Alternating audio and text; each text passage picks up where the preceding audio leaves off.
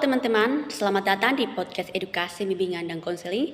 Perkenalkan, saya Marsinsi Firbuani Hanas dari jurusan Bimbingan dan Konseling semester 6 kelas B. Podcast ini dibuat untuk memenuhi tugas mata kuliah Bimbingan dan Konseling Sosial yang diampu oleh Bapak Melkianus Potehadi STH SPD MPD. Di podcast ini, kita akan membahas tentang gaul cerdas di media sosial, cara bijak berkomunikasi dan berinteraksi di era digital. Teman-teman, sekarang hampir semua aktivitas kita tidak terlepas dari media sosial. Mulai dari bangun tidur sampai mau tidur lagi, pasti kita pegang HP. Tapi pernah tidak kita berpikir, apakah cara kita bergaul di media sosial sudah baik dan sehat? Karena sebenarnya media sosial bukan hanya tempat hiburan, tapi juga tempat kita berinteraksi dengan orang lain. Hal ini juga dijelaskan dalam buku Ilmu Komunikasi, suatu pengantar karya Profesor Dedi Mulyana yang menyatakan bahwa komunikasi merupakan proses penyampaian pesan untuk menciptakan kesamaan makna antar individu. Artinya, dalam media sosial pun kita tetap harus memperhatikan bagaimana cara kita berkomunikasi agar tidak terjadi kesalahpahaman. Selain itu, dalam buku Dasar Rasa Bimbingan dan Konseling karya Profesor Dr. Haji Praitno dan Dr. Anus Herman Abdi dijelaskan bahwa interaksi sosial yang tidak sehat dapat mempengaruhi perkembangan perilaku dan kepribadian seseorang. Hal ini menunjukkan bahwa cara kita bergaul termasuk di media sosial sangat berpengaruh terhadap kehidupan kita sehari-hari. Lalu teman-teman, mari kita pahami dulu apa yang dimaksud dengan topik ini. Media sosial adalah sarana komunikasi digital yang digunakan untuk berinteraksi, berbagi. Sedangkan bergaul di media sosial adalah proses interaksi antar individu di dunia digital, baik melalui komentar, pesan, maupun postingan.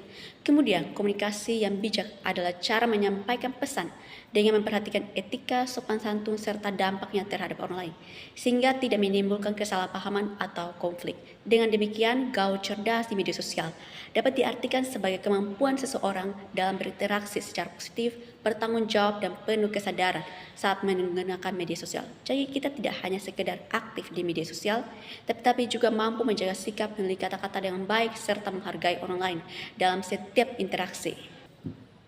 Ya, saya akan memberikan beberapa contoh tentang dampak dari media sosial. Contoh yang pertama yaitu misalkan ada seorang yang bernama Arani. Awalnya dia ceria, aktif, dan percaya diri. Tapi setelah sering menggunakan media sosial, dia mulai membandingkan dirinya dengan orang lain. Dia melihat bahwa teman-temannya terlihat lebih cantik, lebih sukses, dan lebih bahagia. Akhirnya, dia mulai merasa dirinya kurang. Suatu hari dia mengunggah foto, tapi mendapat komentar negatif dari teman-temannya. Sejak saat itu, Rani menjadi minder, pendiam, dan mulai menarik diri dari pergaulan. Ini contoh dampak negatif media sosial terhadap kepercayaan diri. Lalu ada contoh yang kedua, yaitu misalkan ada seorang yang bernama Andi.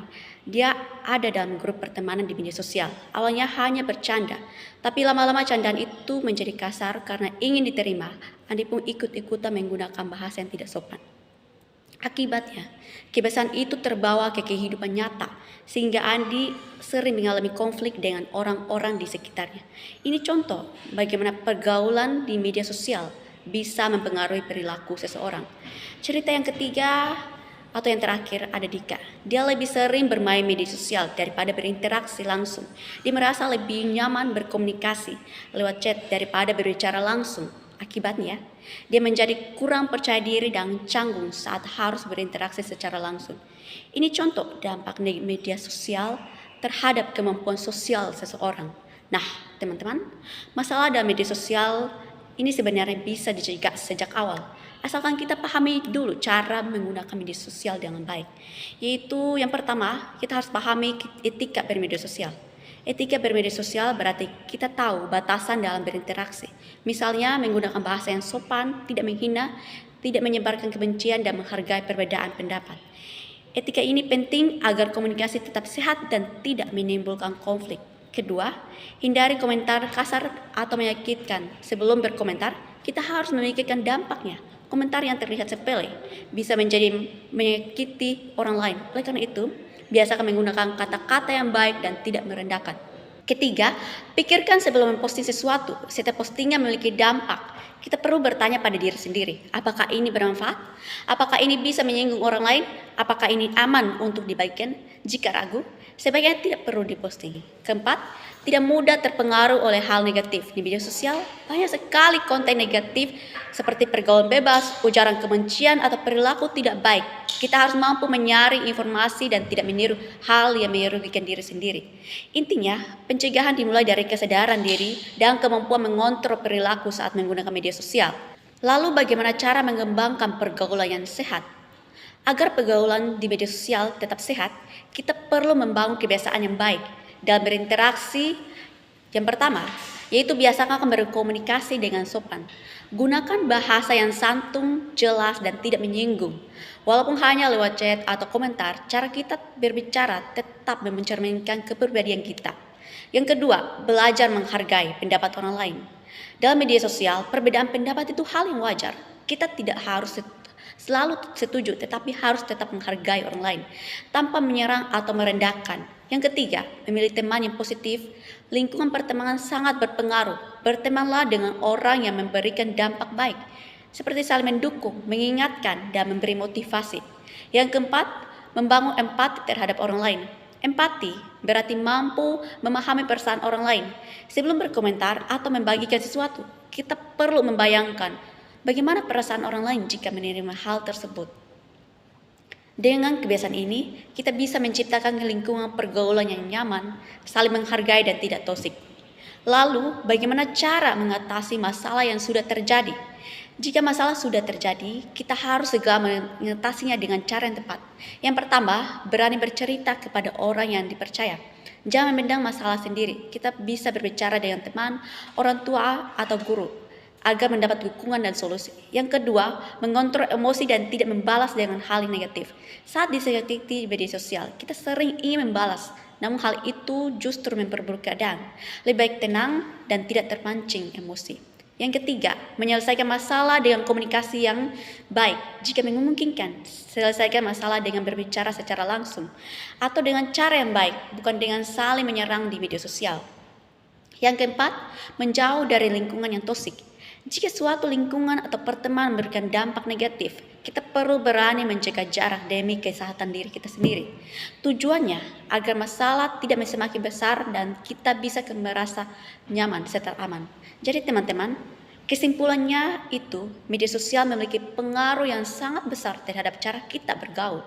Apa yang kita lakukan di media sosial dapat berdampak langsung pada kehidupan nyata, baik dalam hubungan pertemanan, cara berkomunikasi, maupun kepercayaan diri kita. Oleh karena itu, kita perlu memiliki kesadaran diri, kontrol diri, dan sikap bijak dalam menggunakan media sosial agar tidak menimbulkan dampak negatif. Saran dari saya yang pertama, yaitu kita harus menggunakan media sosial secara bijak dan bertanggung jawab. Yang kedua, pikirkan terlebih dahulu sebelum posting atau berkomentar. Yang ketiga, pilih lingkungan pertemanan yang positif dan saling mendukung. Yang keempat, jaga sikap, bahasa, dan etika komunikasi di media sosial. Yang kelima, gunakan media sosial untuk hal yang bermanfaat, seperti belajar dan berbagi informasi positif lainnya. Teman-teman, media sosial bukanlah sesuatu yang salah, tetapi yang terpenting adalah bagaimana cara kita menggunakannya. Jika kita mampu mengontrol diri, menjaga etika, dan berinteraksi dengan baik, maka media sosial bisa menjadi tempat yang positif. Namun jika tidak, media sosial bisa menimbulkan berbagai masalah dalam kehidupan sosial kita. Oleh karena itu, kita harus menjadi pengguna media sosial yang cerdas, bijak, dan bertanggung jawab. Demikian podcast yang dapat saya sampaikan mengenai cara bergaul secara cerdas di media sosial. Semoga pembahasan ini dapat memberikan pemahaman dan manfaat bagi kita semua dalam berkomunikasi dan berinteraksi secara sehat di era digital. Terima kasih atas perhatian teman-teman semua. Sampai jumpa.